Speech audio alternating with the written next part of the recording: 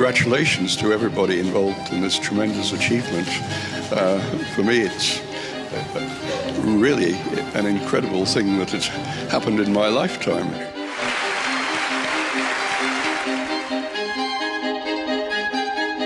Bueno, el bosón de Higgs fue importante por varias razones. La primera es entender que el modelo estándar, que es el modelo más exitoso que tenemos hoy para entender lo que tenemos alrededor, que es el universo, era una de las pocas partículas que está predicha en ese modelo y que no se había descubierto experimentalmente.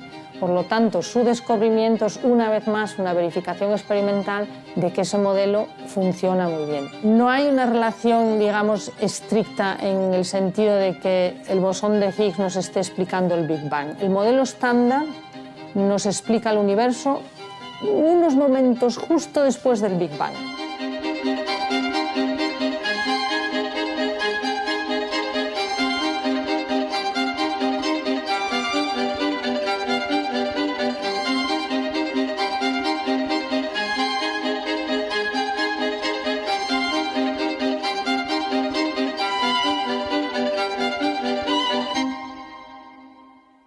Bueno, yo creo que esa es una de las cosas que son una gran satisfacción para los que trabajamos en este campo, que al final puede parecer un campo que es realmente cerrado y muy científico, y es que somos altamente conscientes de que muchas de las cosas que necesitamos desarrollar, bien para los aceleradores o los detectores o toda la infraestructura de computación que necesitamos para analizar los datos, tiene implicaciones directas y muy rápidas en la sociedad. Yo creo que el ejemplo más conocido por la gente es la web. O sea, la web es un protocolo de comunicación que se creó en el CERN para que los científicos que habían contribuido a un experimento tuviesen en tiempo real acceso a los datos, y daba igual que estuviese sentado en una oficina del CERN que estuviese sentado en una oficina en España o en Estados Unidos o en Japón.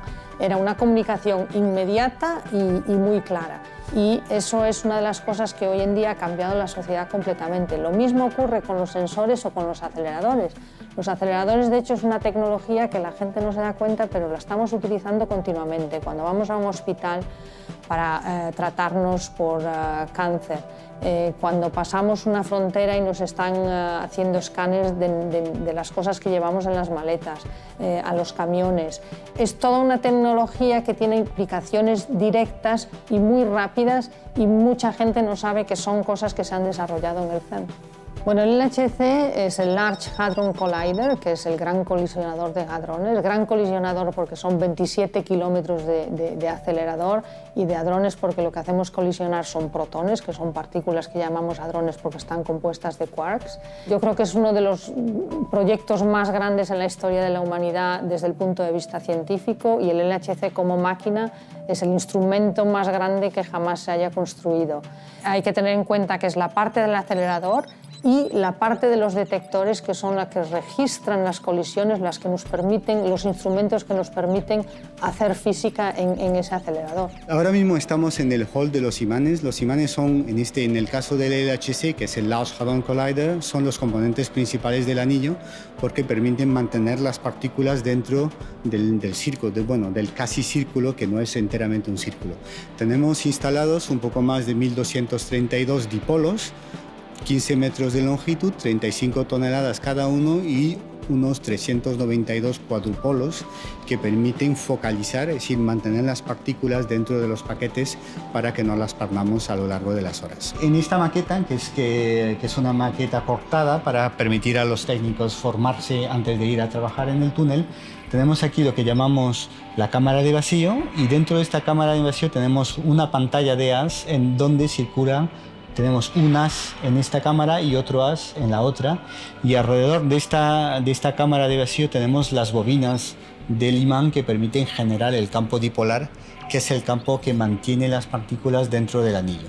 A nivel de potencial, a pesar de los excelentes resultados que hemos tenido este año con el LHC, hemos alcanzado probablemente algo como el 2% del potencial de la máquina, que va a seguir operando hasta el 2036. Yo creo que el CERN tiene varios aspectos que son realmente bastante interesantes, la forma de hacer ciencia. La primera es que es una organización sin ánimo de lucro que está pagada por los Estados miembros, en los que realmente es una estructura absolutamente democrática. Segundo, la magnitud de los experimentos, no solo los retos científicos, sino las dimensiones. Cuando hablamos de un acelerador de 27 kilómetros, estamos hablando de una cantidad de componentes que es realmente increíble y de alta tecnología, que no se utiliza en otros campos del conocimiento. Hay una de las cosas que está muy clara: en el CERN hacemos desarrollos para ciencia básica que evidentemente tienen un impacto en la sociedad, pero nunca con fines militares, por ejemplo. Y yo creo que esa es una de las grandes apuestas de Europa, así como en Estados Unidos mucha parte del desarrollo tecnológico está dirigido por los avances militares. En Europa yo creo que podemos estar orgullosos de decir que el avance científico tiene como objetivo final la ciencia, el conocimiento. Estamos en la sala de control de todos los aceleradores que hay en el CERN, que hay muchos, no solamente el gran colisionador, el LHC, que es el más conocido. En la sala de control de los aceleradores trabaja el grupo de operación. Somos ingenieros, físicos y técnicos cuya misión es garantizar la operación de todo el complejo de aceleradores con la máxima eficiencia posible. Y la eficiencia está medida en la cantidad de horas que das física a los experimentos. En un día pues tenemos 2 horas y media donde no hay, el acelerador está preparándose para las colisiones, y 10 horas de colisiones. Ese es el ciclo normal. Operar un gran acelerador como el LHC no es muy simple, no consiste en apretar un botón y todo funciona.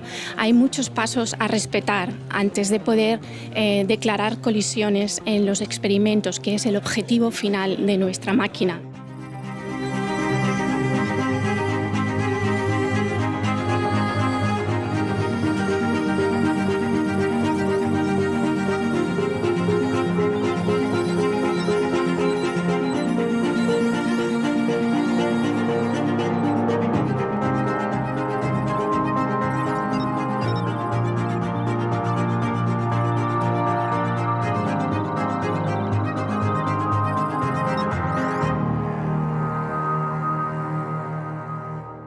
Los detectores son, digamos que las cámaras fotográficas que tenemos en el acelerador para registrar lo que pasa en esas colisiones. A mí siempre me gusta comparar, por ejemplo, si cojo el detector Atlas, uno de los 4 grandes detectores, con cámaras de fotos. Yo la que llevo en el bolsillo, la que llevamos todos, es una cámara de fotos que registra fotones a cierta velocidad y con cierta resolución. Hoy en día, pues 8 o 10 millones de píxeles.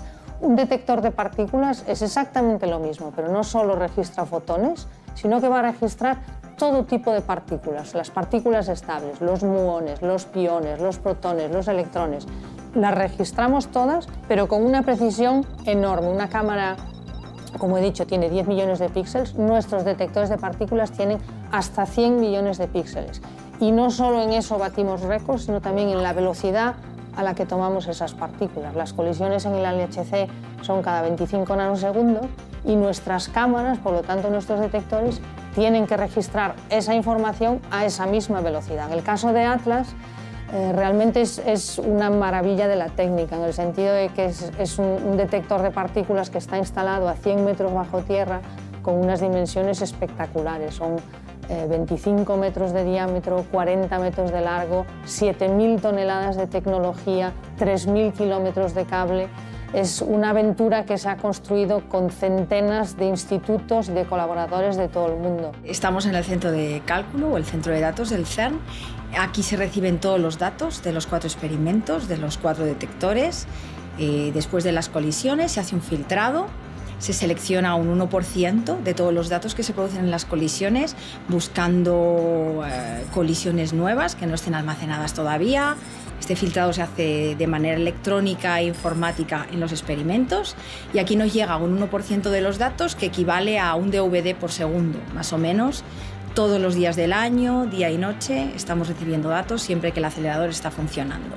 Entonces, aquí en el CERN, con toda la capacidad que tenemos, que a día de hoy tenemos 15.000 servidores que más o menos tienen 200.000 núcleos y crecemos cada día, solo podemos hacer el 15% del análisis de todos los datos que genera el LHC y cada año hay más datos. Entonces, lo que se hace es esta capacidad de computación que se necesita, en vez de tenerla toda centralizada aquí, que no es posible, se distribuye en centros de cálculo alrededor del mundo, cerca de donde están los científicos, los físicos que necesitan hacer este análisis. Desde luego, en el campo de la física, una de las cosas que es más espectaculares es que en los últimos años hemos entendido que solo conocemos el 5% del universo. El resto del universo lo tenemos dividido en otras dos categorías misteriosas que se llaman la materia oscura y la energía oscura. Y realmente, evidentemente, hay teorías en papel que explican qué podrían ser